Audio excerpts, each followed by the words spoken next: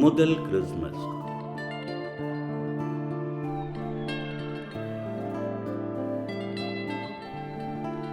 மறுமுறை கூறியவர்கள் எலியானி பின்ஹேரோ Maura Harley.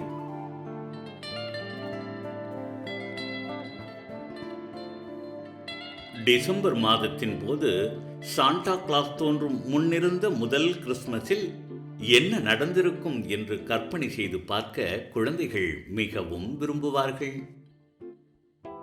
எனக்கு அந்த கதை நன்றாக தெரியும். பெத்லகமின் நட்சத்திரமாகிய நான் பல ஆண்டுகளுக்கு முன் டிசம்பர் 24ஆம் நாள் மாலை வானத்திலிருந்து எல்லாவற்றையும் பார்த்து கொண்டிருந்தேன்.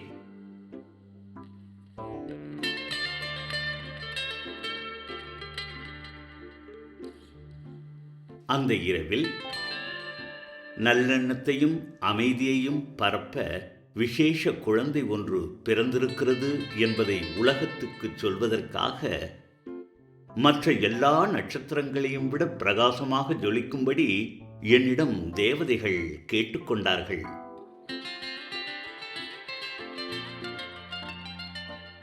இதுதான் முதல் கிறிஸ்துமஸின் கதையாகும்.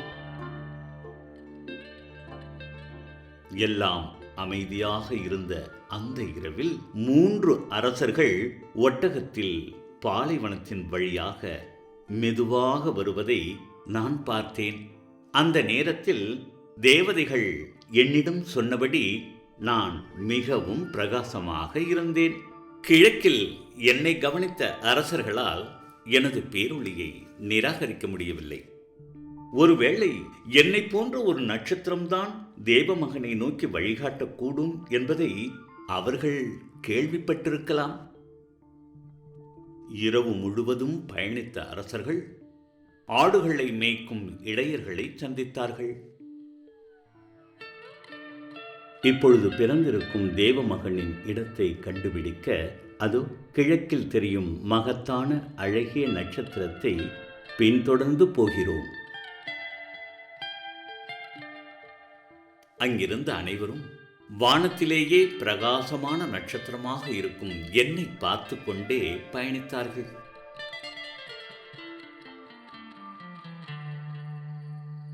இறுதியில் அவர்கள் பெத்லெஹம் என்கிற சிறிய நகரை வந்தடைந்தனர்.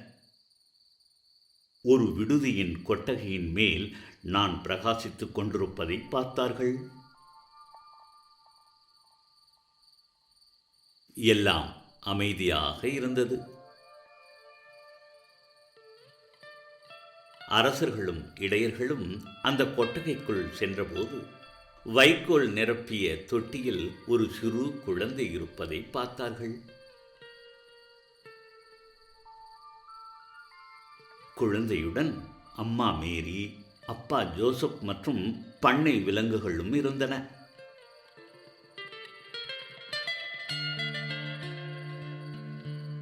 குழந்தை இயேசுவுக்காக அரசர்கள் வெகு தூரத்திலிருந்து கொண்டு வந்த விலைமதிப்பற்ற பரிசுகளான தங்கம், நறுமண சாம்பிராணி ஆகியவற்றை கொடுத்தனர். அந்த குழந்தை கொண்டு வந்த அன்பு மற்றும் பரிசுத்தத்திற்காக இடையர்கள் நன்றியுடன் தரையில் முழங்காலிட்டு பிரார்த்தனை செய்ய ஆரம்பித்தனர்.